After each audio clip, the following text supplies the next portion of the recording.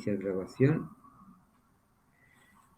Bueno, pues en principio estamos grabando. Vamos con el tema de este mes, que como bien sabéis es el final del tercer bloque. En aquellas, si habéis podido tener acceso al material que he enviado, este sería el tercer bloque, el último tema. El primer bloque fue el tema de la revelación, el segundo el tema del querigma, y estábamos con el tercer bloque, que era la historia de la salvación, y tenía tres pequeños apartados, ¿no? El tiempo de las promesas, que era más bien todo el tema del Antiguo Testamento, Jesucristo como plenitud de los tiempos, el Nuevo Testamento, y el tiempo de la Iglesia, ¿no? Ahí estábamos, ese era el bloque que tenía los temas que hemos estado desarrollando, el 17.1 y 17.2, y todo este del 18, que eran estos 6 pequeños temas, ¿no? Con él estamos, es el último ya, el último del bloque de la historia de la salvación, tiempo de la Iglesia.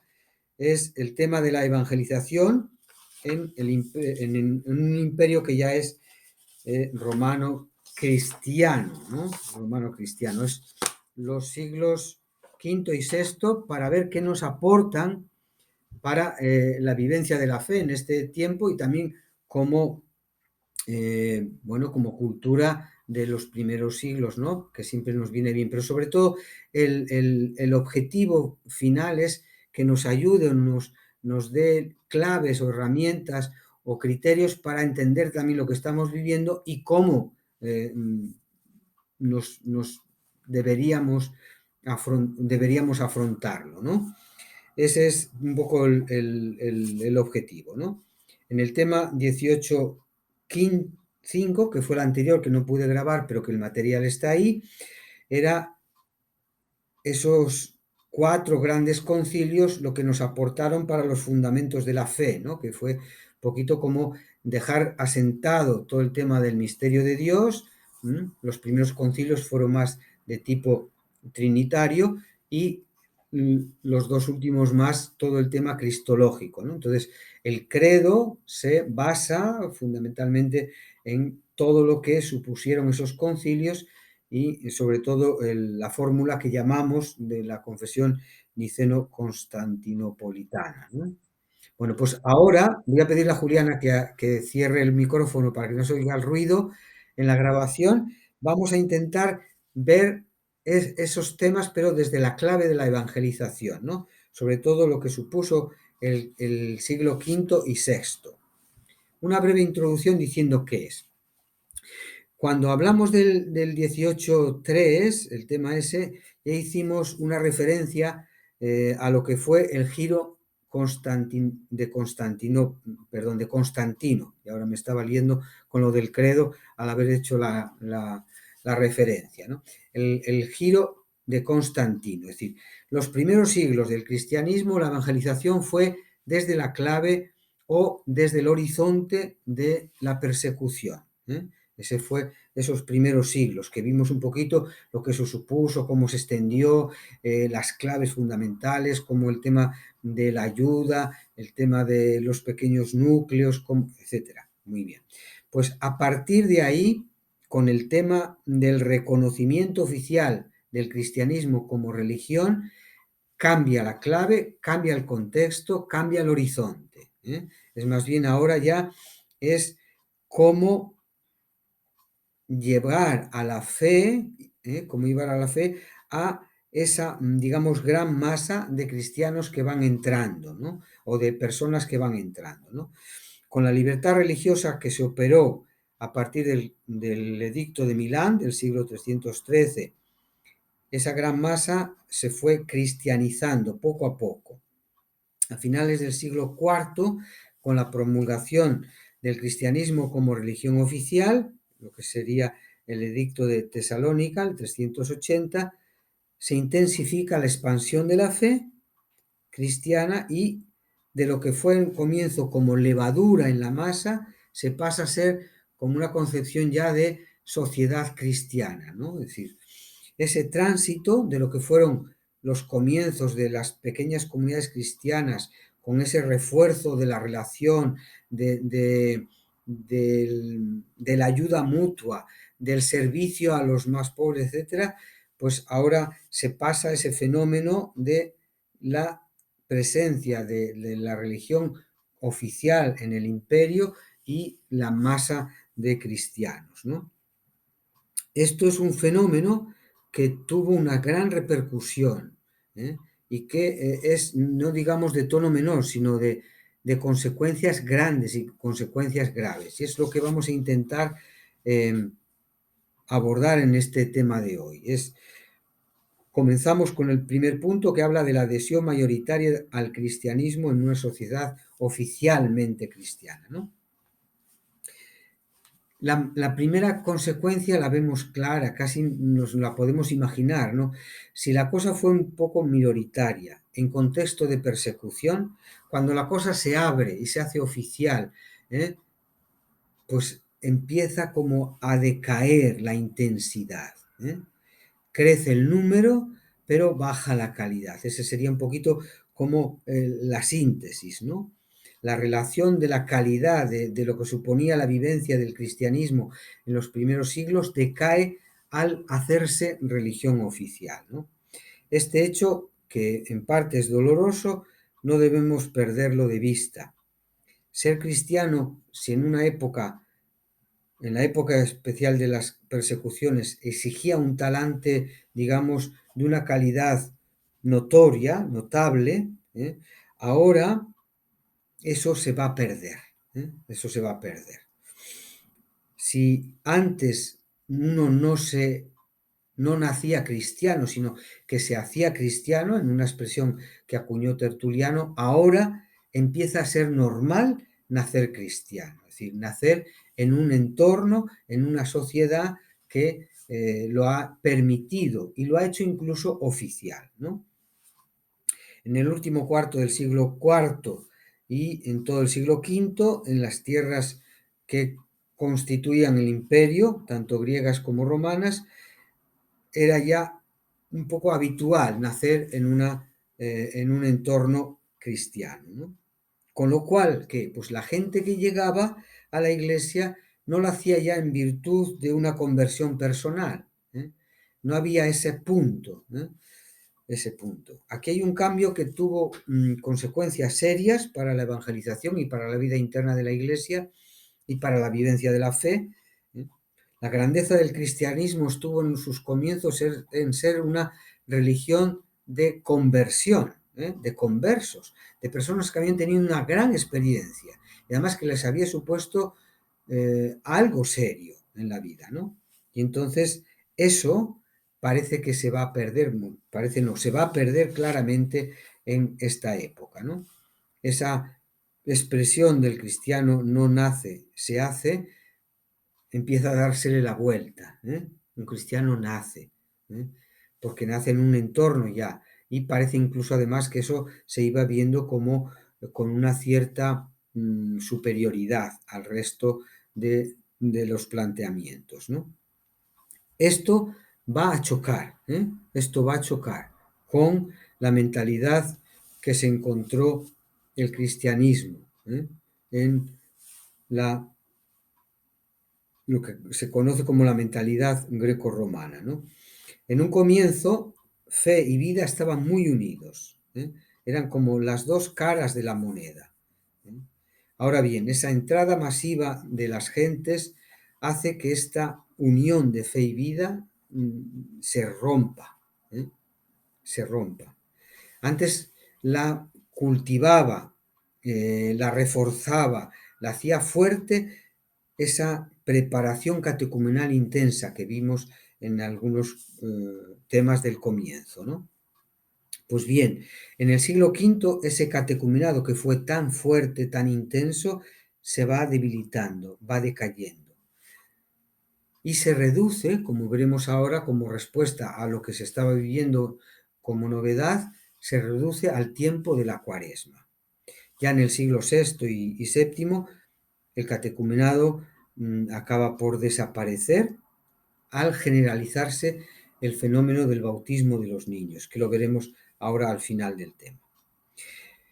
Cuando las familias cristianas eran cristianas y había una auténtica unión de fe-vida, el bautismo de niños es excelente, porque esa conexión queda garantizada, queda asegurada prácticamente. Cuando las familias ya no tienen esa vida cristiana intensa, esa conexión se hace tan difícil o se va haciendo problemática, y de ahí que el fenómeno de cristianos sin experiencia auténtica de conversión comienza a darse ya a finales del siglo IV de forma clara, y con épocas más o menos fuertes, más o menos débiles, podemos decir que se mantiene hasta nuestros días, ¿no? Y fijaros que nace ahí, ¿eh? Y este es un fenómeno que la Iglesia ha tenido que afrontar con distinto resultado o con distintos planteamientos o con iniciativas diferentes, ¿no? Pero eso ha tenido que afrontarse de alguna manera, ¿no? Hoy quizá la preocupación mayor está en el fenómeno de la indiferencia o de los no practicantes, pero no cabe duda que sigue habiendo ahí muchos cristianos bautizados que no tienen experiencia de conversión, ¿no? Entonces, es un fenómeno que también ahí lo podemos percibir, ¿no? Vamos a cómo se vivía el tema de la conversión y el bautismo en concreto en el siglo final del cuarto y quinto. Como decíamos en la introducción, estamos intentando acercarnos a lo que son las consecuencias pastorales del giro constantiniano y del giro de Teodosio, ¿no? A finales del siglo IV, al hacerse el cristianismo religión oficial. Vamos a detenernos sobre todo en las consecuencias que tiene para la vida interna de la Iglesia, ¿no? Para la vida de la comunidad hacia adentro, ¿no? Y la clave fundamental que ya hemos ido anunciando será como esa pérdida de calidad de vida, ¿no? De calidad de planteamiento, ¿no? Y eso se ve reflejado en dos fenómenos que son los que ponen en alerta y después también provocan la respuesta por parte de los santos padres y de la mayoría de los obispos y de las iglesias, tanto en Oriente como en Occidente, ¿no? Los dos fenómenos que aparecen son, uno, la insuficiencia de los motivos para la conversión, y el segundo, el diferir el bautismo hasta una edad tardía, relegándolo hacia el final de la vida. Estos son los dos fenómenos. Vamos con el primero, la insuficiencia de los motivos de conversión. En la época de las persecuciones, hacerse cristiano era arriesgado. No era cualquier cosa, no era moco de pavo, por decirlo así de manera un poco vulgar, ¿no? Es decir, de tal manera que hacerse cristiano suponía también incluso poner en riesgo la vida, ¿no? Y en muchas ocasiones supuso la pérdida de la propia vida, todo el fenómeno de los mártires, ¿no? Pero los que lo hacían, es decir, los que se hacían cristianos, tenían una calidad humana y espiritual notable, notable. Es decir, eran cristianos, en expresión de Santa Teresa de Jesús, cristianos recios, cristianos intensos, como hoy se dice más bien, ¿no? Es que este chico parece que es intenso, ¿no? Bueno, pues eran cristianos intensos. Cuando se fue haciendo más fácil el acceso a la fe, a la confesión cristiana, incluso se empezó a notar que eso tenía también sus ventajas. Entonces fue cuando esta intensidad de vida, esa calidad de vida de los que se acercaban a pedir el ser cristianos, se quedó de otra manera, se quedó floja, se quedó, digamos, ambigua, sería la palabra, ¿no? Hubo como tres circunstancias donde esa ambigüedad fue entrando, ¿eh? Para el tema del matrimonio, para el tema de entrar al servicio de familias cristianas con hijos por parte de los esclavos, y para el tema del acceso a la administración, al ejército o a un cargo, digamos, de funcionariado en el imperio, ¿no? Para el tema del matrimonio, ¿eh? Aquella familia que, que tenía en alguno de sus miembros el hecho de una relación de pareja, empezaron a exigir a la parte pagana que se convirtiera, ¿no? Es decir, entonces uno entraba en relación con una persona que ya era cristiana y entonces se veía que la exigencia estaba ahí. Entonces, bueno, pues no siempre se respondía, digamos, con calidad de conversión, ¿no? Sino como era una exigencia, se pedía y, bueno, era una manera de hacerlo, digamos, no del todo clara como fue en la época anterior, ¿no? También parece que aquellas familias que tenían hijos, cuando los esclavos entraban a formar parte del servicio, se les exigía también, ¿no? Es decir, pensando a lo mejor en la educación de los niños, preferían tener personas que hubieran hecho profesión de fe cristiana, ¿no? Y por último, el tercer ámbito donde esto fue apareciendo es ya claramente porque denotaba ya un cierto prestigio. Entonces, para entrar a formar parte de la administración del imperio o en el ejército imperial o simplemente como funcionario, era más visto, mejor visto el ser cristiano, ¿no? Entonces, los que aspiraban, pues, en los motivos que aducían, no era tan nítido, tan claro, ¿no? Entonces, los santos padres y los obispos en general empezaron a notar esta preocupación de una manera clara, el fenómeno de una conversión simulada, es decir, ¿por qué convenía? ¿Por qué era mejor visto? Porque parecía que estaba en la exigencia de esas situaciones, ¿no? Esto quiere decir que cuando el cristianismo empezó a tener cierta preeminencia, eso hizo como un efecto de presión, ¿no? Es decir, un efecto de presión. Y al hacerse religión dominante, digamos, como efecto colateral, trajo cosas que no son tan positivas, como es una cierta hipocresía o doblez o simulación a la hora de hacerse cristiano, ¿no? San Agustín insistió muchísimo y aconsejó por activa y por pasiva que se analizaran, que se discernieran los motivos con que una persona se acercaba y pedía hacerse cristiano, ¿no? Había que informarse sobre ello y había que indagar los motivos antes de a uno darle el bautismo o hacer que entrara en el catecumenado, ¿no? El segundo fenómeno del que decíamos que provocó esta situación es la costumbre de diferir el bautismo, que ya lo hizo el mismo emperador Constantino, ¿no? Y después se fue generalizando. ¿Qué había detrás? ¿Por qué se difería el bautismo? Pues en el fondo por asegurarse el perdón de los pecados antes de morir, ¿no? Es decir, en aquella época los pecados graves se perdonaban solo una vez en la vida, ¿eh? Esa era la condición, ¿no? Entonces, uno que se bautizaba, si luego cometía pecados graves y estaban sin perdonar, en el fondo se exponía a la condenación, ¿no? Era la percepción que se tenía, ¿no? Entonces, persona bautizada con pecados graves no perdonados se le considera prácticamente candidato a la condenación, ¿no? Entonces, ¿qué hacía la gente? Bueno, pues, oye, como esto es tan serio, vamos a diferir el bautismo, ¿eh?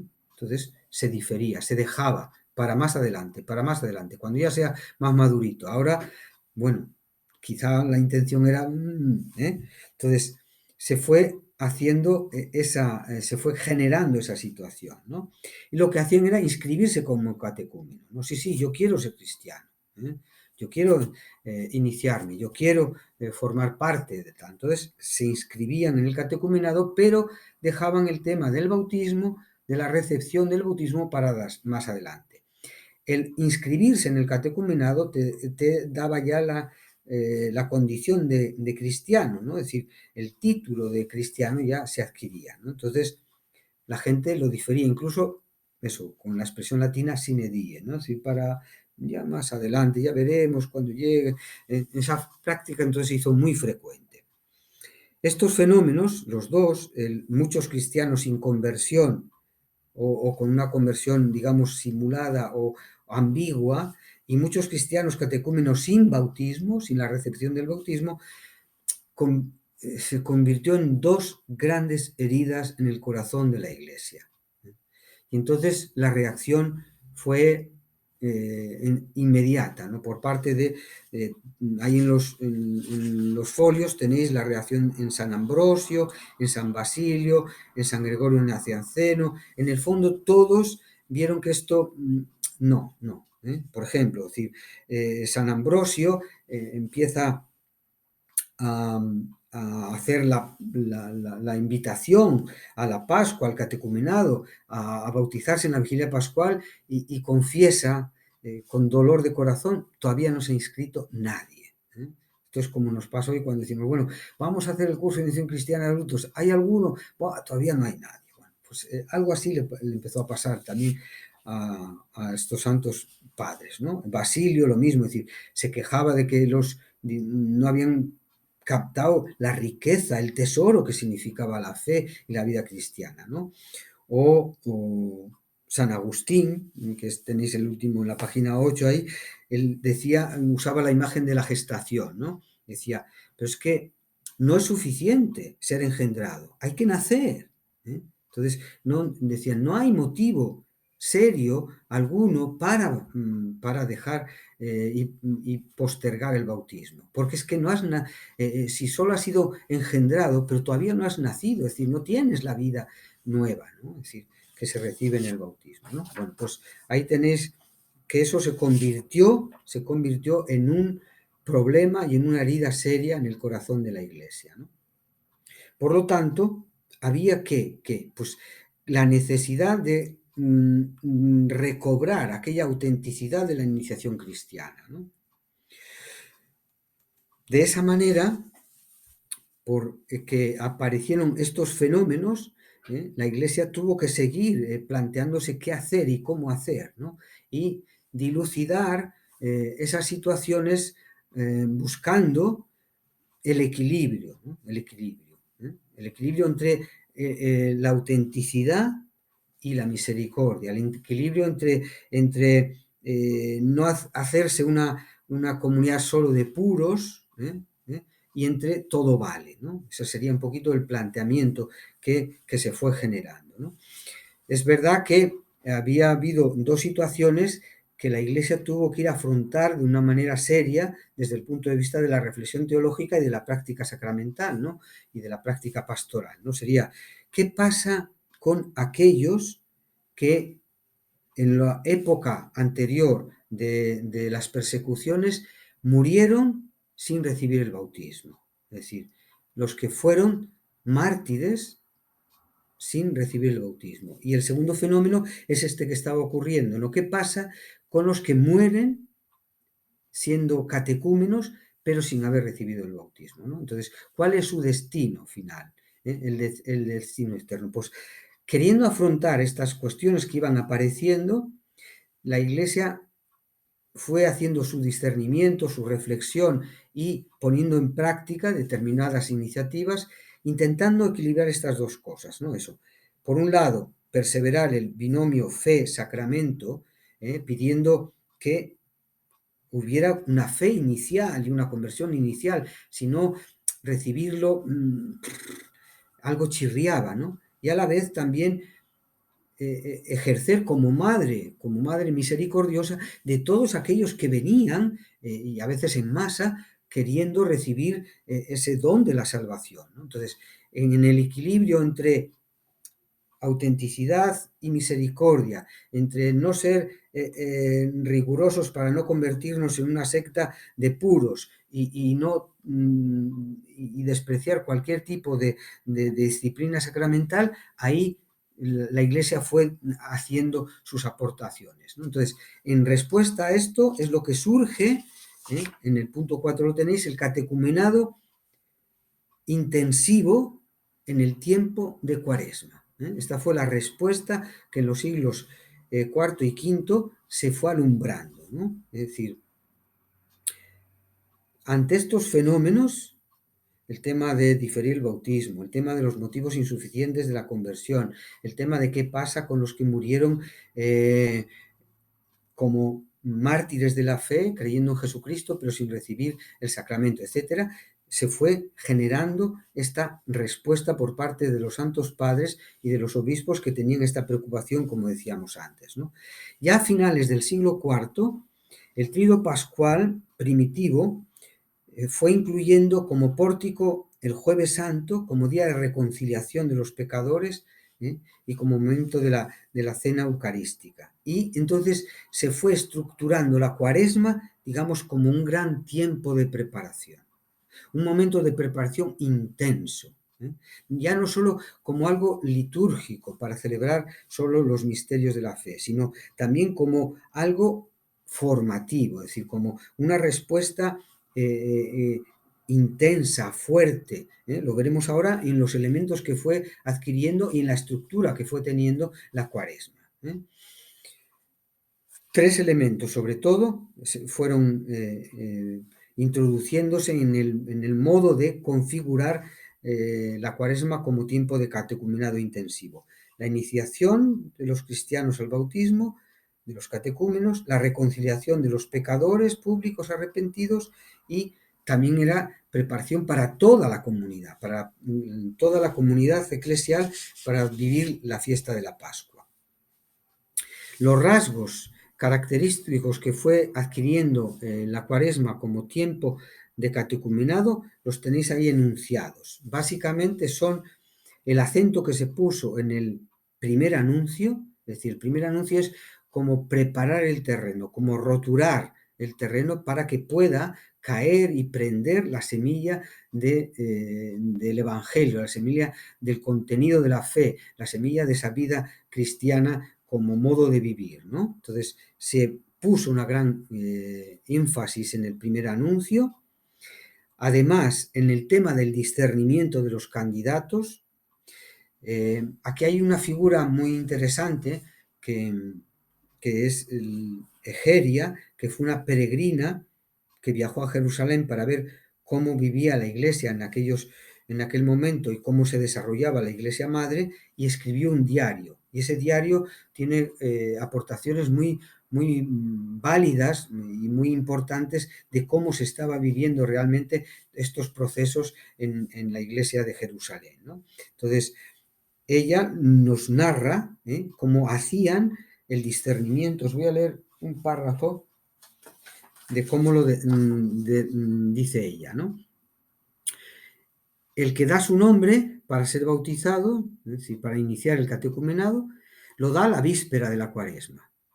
Cuando el presbítero ha tomado nota de todos los nombres, al día siguiente, iniciada la Cuaresma, se coloca una sede, llega el obispo y traen de uno en uno a los que se han inscrito, y los acompañan a los candidatos, los padrinos y las madrinas. Y entonces el obispo interroga de uno en uno, y les va haciendo preguntas, por ejemplo, como estas.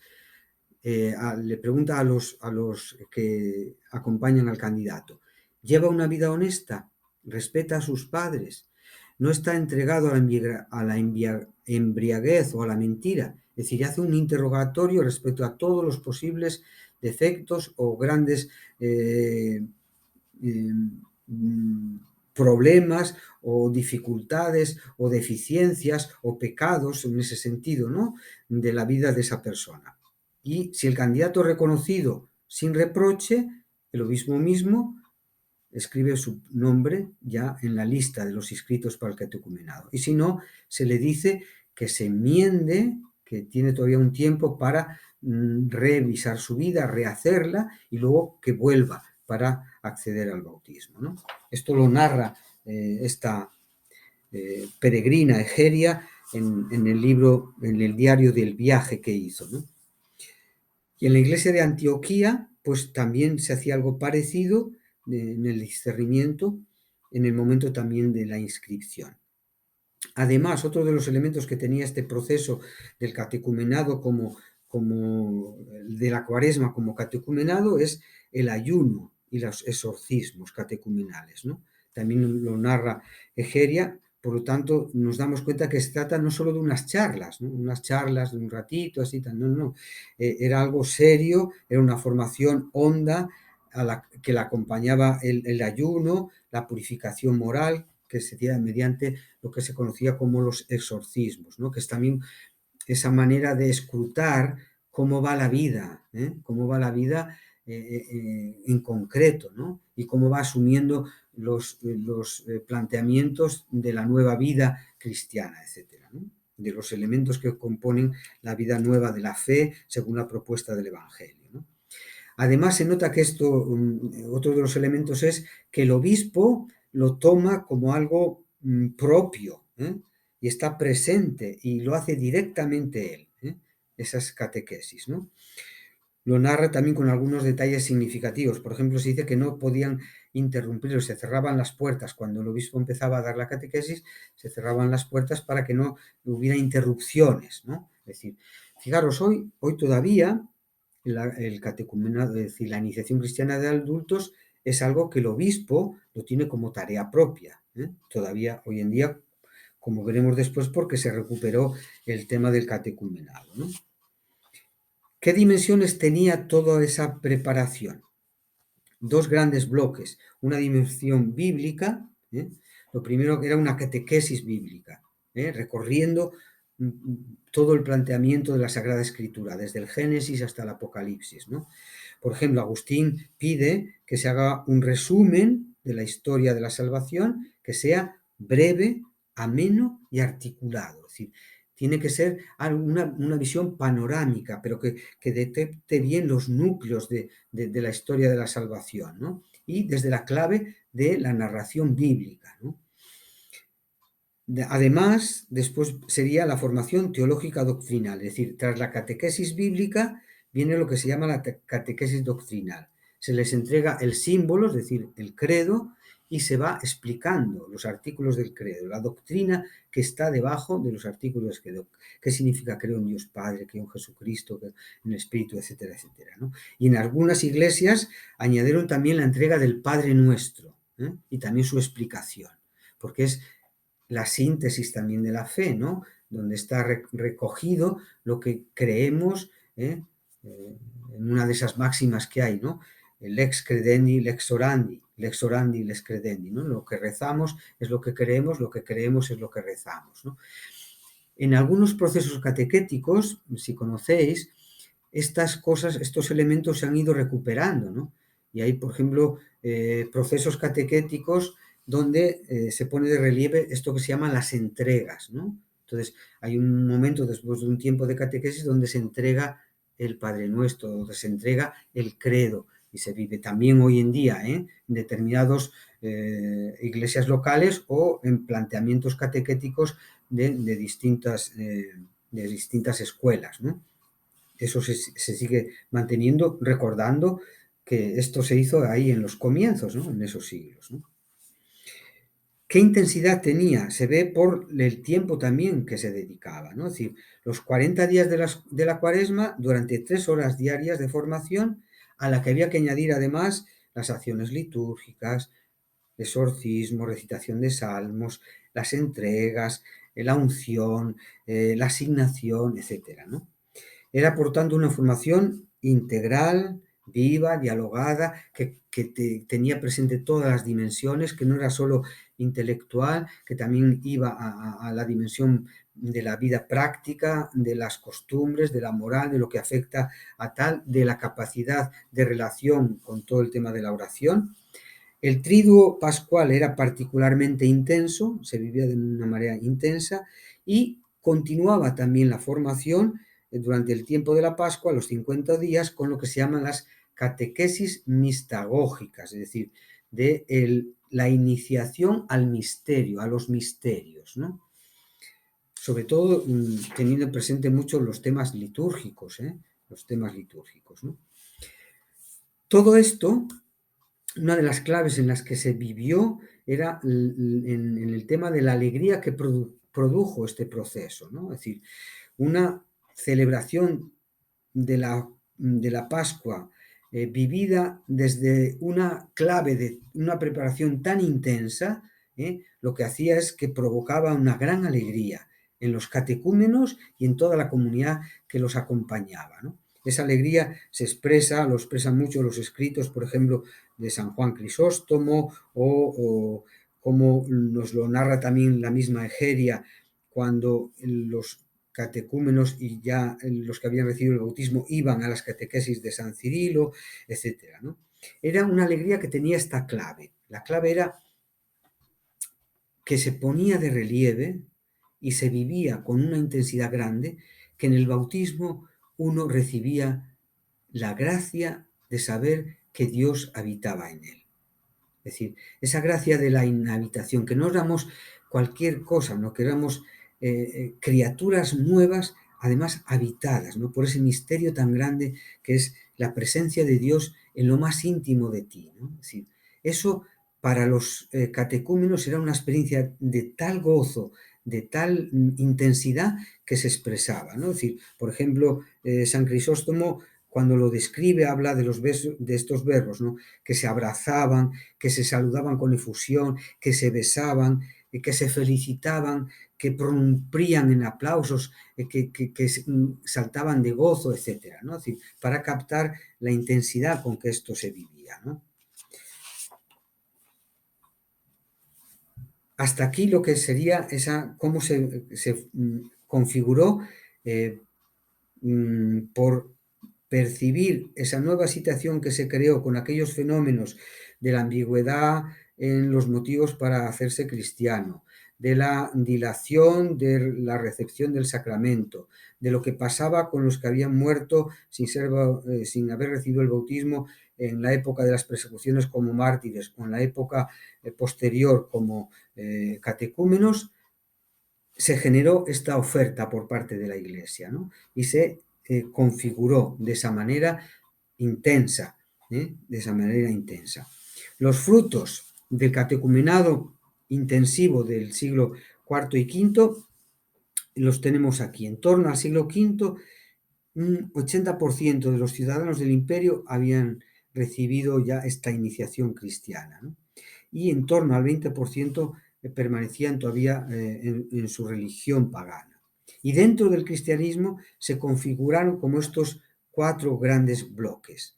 Los adultos cristianos convertidos, formados y bautizados, los niños y adolescentes bautizados, educados cristianamente en la familia, y luego estos dos grupos problemáticos, ¿no? Los adultos bautizados sin verdadera conversión y los adultos catecúmenos que diferían el bautismo sine die, ¿no? Estos dos primeros grupos formaban una gran unidad cuya única diferencia estaba en el tema de generación, ¿eh? Unos ya eran adultos y otros eran niños o adolescentes, pero el tema de la unidad fe-vida estaba asegurado, ¿no? Estaba bien plantado, bien sembrado, bien fundamentado, ¿no? Los tipos 3 y 4, aunque distintos, tienen en común esa ruptura entre fe y bautismo, entre fe y vida, ¿no? Unos estaban bautizados, pero no tenían una fe verdadera, otros tenían fe, pero dejaban la recepción del bautismo para una época posterior, ¿no? Los bautizados no convertidos quedarán como un gran problema pastoral, un problema pastoral que llega hasta nuestros días, ¿no? Es decir, y si nos ponemos a hablar seriamente, que seguro en el diálogo puede salir, esto todavía lo percibimos, ¿no? Y, y a veces uno no sabe también cómo actuar, ¿no? Es decir, porque uno puede tender al rigor o a la mano ancha, ¿eh? Lo que decíamos antes, ese momento en que la Iglesia quiso ser madre y también maestra, es decir, fidelidad y misericordia, seriedad y acogida, ¿no? Es decir, esa arte difícil de intentar mantener lo que es válido, lo que es valioso, exigirlo y también saber ser comprensivo y misericordioso, ¿no? Ese problema lo vamos a tener siempre, yo creo, ¿no? Pero la historia también nos va enseñando, ¿no? El grupo cuarto desapareció al generalizarse el bautismo de los niños, ¿eh? Y en los siglos V y VI va a ir desapareciendo el catecumenado, ¿no? Por esas dos razones, ese último grupo ya se mantuvo, perdón, se fue desapareciendo, ¿no? Aquí aparece ahora un tema que tiene que ver con esto, que es el tema de la generalización del bautismo de niños, ¿eh? Se hizo un fenómeno general y el desencadenante,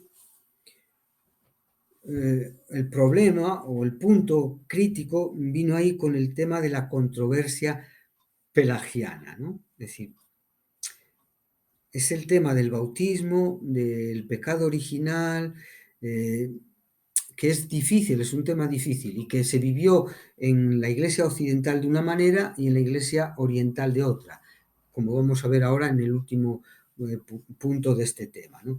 Fijaros, la cuestión está aquí. Para Pelagio, el pecado de Adán solo le dañó a él, ¿eh? Esta es un poco su tesis. Fue, digamos así, como un mal ejemplo, pero que eso no tuvo consecuencia para todas las personas, sino fue solo un mal ejemplo. Desde su concepción, la consecuencia es que el niño recién nacido nace con una naturaleza humana intacta, ¿eh? Por lo tanto, no necesita el bautismo para la salvación, ¿eh? Cuando tenga uso de razón, cuando ya cometa pecados personales, entonces será necesario el bautismo. Esta, que es la doctrina pelagiana, fue rechazada por la Iglesia clarísimamente, ¿eh? En el Sínodo de Cartago se definió la necesidad de bautizarse también los recién nacidos, ¿eh? Y eso, tanto los padres del Sínodo de Cartago como el gran San Agustín lo mantuvieron y no vieron otra posibilidad en ese momento, ¿eh? La reflexión teológica también va creciendo en el seno de la Iglesia, pero no siempre desde el primer momento se ven todas las cosas y se ven de la misma manera y con la misma claridad y con la misma intensidad, ¿no? Quedó ahí un punto oscuro, que es el que supuso el posterior desarrollo, ¿no? Que es los niños que mueren sin bautismo se salvan, quedó ahí como un punto oscuro, ¿no? Es decir, por un lado parecía que la seriedad de lo del bautismo pedía eso y de la salvación, apoyándose en algunos textos de la Escritura. Por otro lado estaban otros textos de la Escritura tranquilamente que uno diría, pues me inclino más por ir por ahí, pero en aquel momento no se vio o la reflexión no dio para ello. Entonces ahí es donde estuvo el punto difícil, ¿no? ¿Cómo se fue resolviendo? Pues fijaros, se fue resolviendo porque la Iglesia también en su doctrina fue valorando tres formas de bautismo, ¿no? O tres maneras, o tres modalidades del bautismo. Lo que es el bautismo de sangre, el bautismo de deseo y el bautismo sacramental, ¿no? Esa doctrina está presente ya en la Iglesia primitiva. San Agustín es también otro de los grandes defensores, ¿no? ¿Qué viene a decir esto?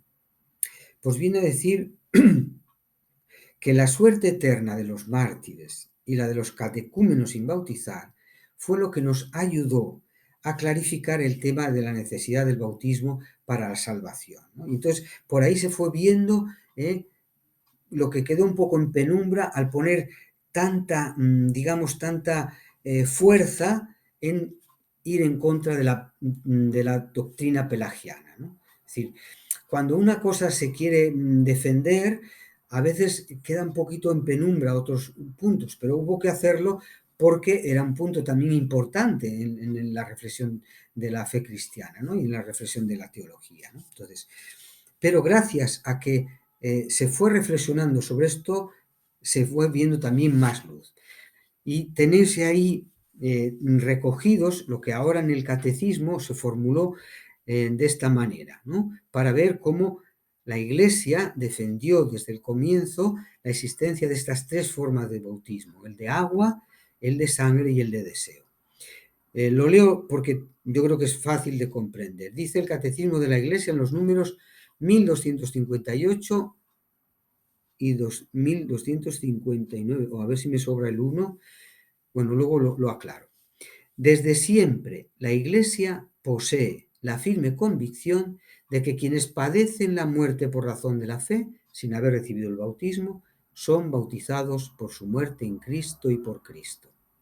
Ese bautismo de sangre, como el deseo del bautismo, producen los frutos del bautismo sin ser sacramento.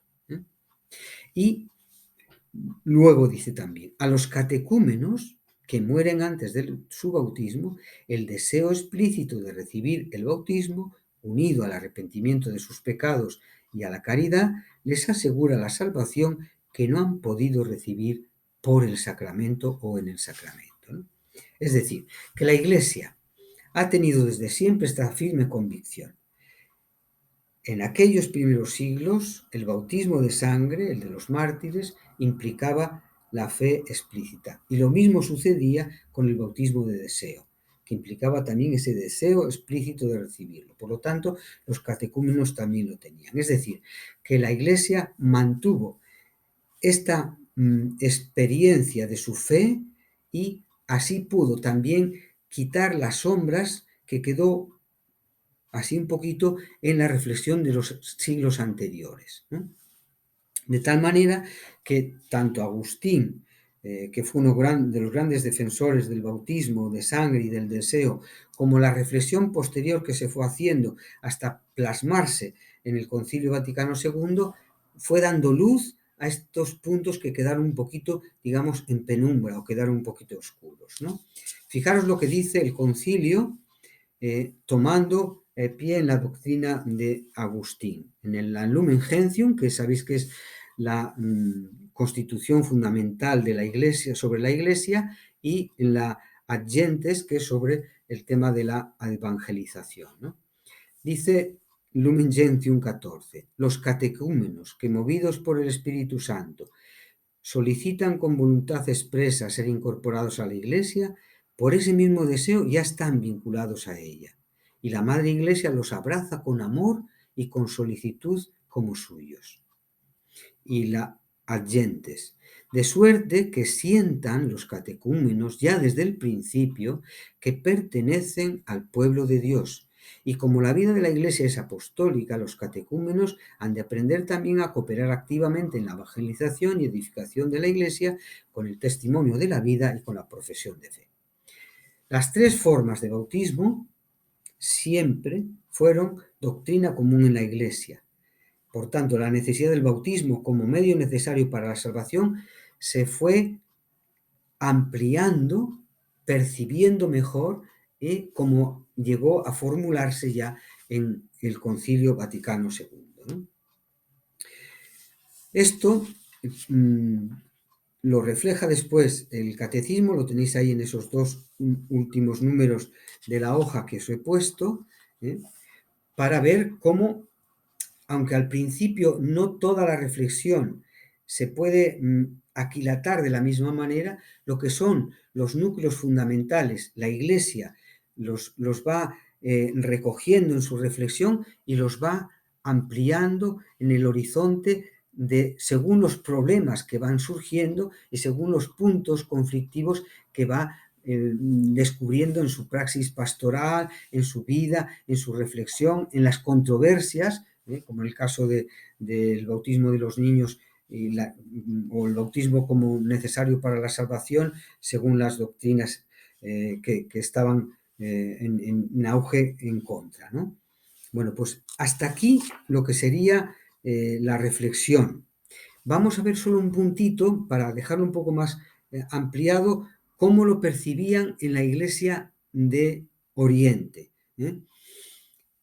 Si en la Iglesia occidental la preocupación estaba más en la línea de la salvación para borrar el pecado original, sin embargo, la concepción de la Iglesia oriental es en otra dirección, que complementará muy bien las dos perspectivas y las enriquece, y lo enriquece. Os pongo ahí así de manera resumida. En la Iglesia griega tenían un punto de vista un poco más particular, Por ejemplo, el destino de los niños que mueren sin bautizar no era, digamos, de tanta preocupación como era para los padres de la Iglesia occidental, ¿eh?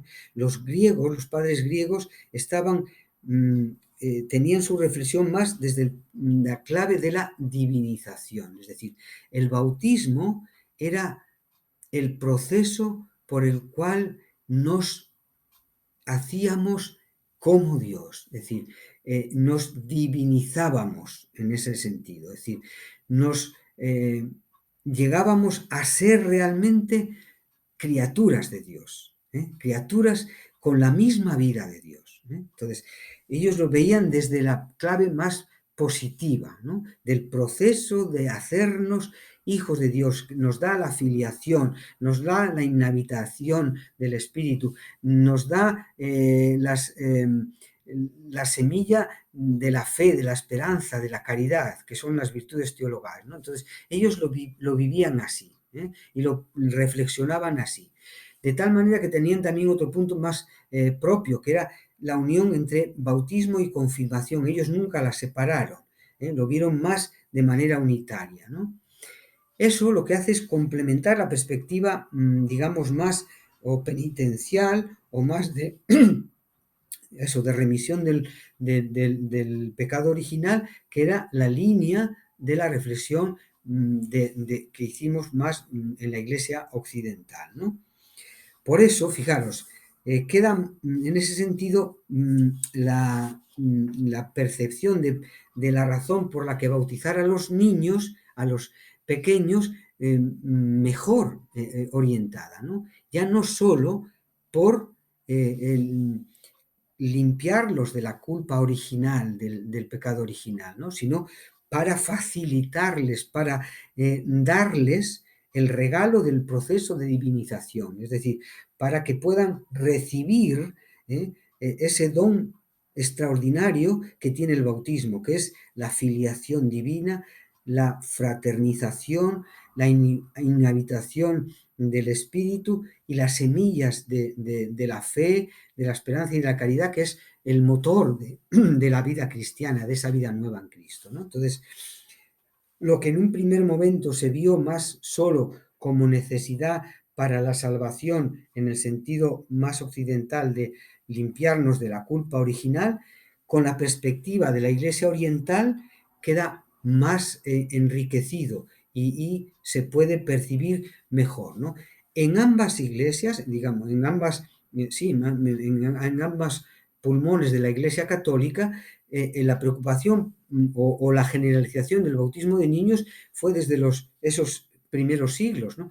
Pero la perspectiva era un poco diferente y la, mm, las dos perspectivas enriquecen la visión que tiene ya la Iglesia actualmente, ¿no? Acabo con dos puntitos pequeños para que podamos dialogar y ya sé que el tema en algunos puntos no es tampoco fácil, ¿no? Pero podemos, si acaso, aclarar algunas cosas o profundizar en ellas. Está claro que estos siglos que estamos viendo de cómo la Iglesia, después del giro constantiniano, es decir, de hacerse religión oficial, perder en calidad, esos fenómenos que ocurrieron, la respuesta pastoral que se dio a través de constituir a la Cuaresma en un catecumenado intenso, es decir, todo eso nos trae lecciones. El pasado de la Iglesia trae lecciones para el hoy de la Iglesia, ¿no? Una de las fundamentales de esta época es la restauración del catecumenado de adultos, que se hizo a partir del concilio, ¿no? El concilio lo pidió, lo percibió como una necesidad. En muchas iglesias, por ejemplo, de aquí de Europa, eso ha traído frutos enormes, enormes. Por ejemplo, toda la iglesia en Francia, en estos últimos años o decenios, el mayor número de bautizados vienen por la recuperación del catecumenado de adultos, la iniciación cristiana a través del catecumenado de adultos, ¿no? Bueno, pues ahí tenéis la cita del Sacrosanctum Concilium número 64 y Ad Gentes número 14, donde se percibe esto, porque se vio como un valor fundamental. Es decir, porque digamos, la formación para vivir la fe cristiana con hondura y sentido no puede perderse, ¿eh? Y hay que hacer un proceso que sea coherente, que sea unitario, que tenga todas las claves que hacen que sea un proceso serio, válido y con ciertas garantías de permitir a las personas vivir no solo de manera nominal la fe, ¿eh? Entonces, por eso toda la recuperación de esos elementos del primer anuncio, de las catequesis bíblicas, de la mistagogía, de la preocupación por unir liturgia y vida cristiana, que se hace en todos los procesos de la catequesis, es como recuperar esos preciosos elementos que ha tenido estos siglos que estamos mirando, ¿no? Y queda ahí como una preocupación los bautizados no convertidos, ¿no? Es decir, sigue siendo ya desde el siglo V un problema o una cuestión que sigue suscitando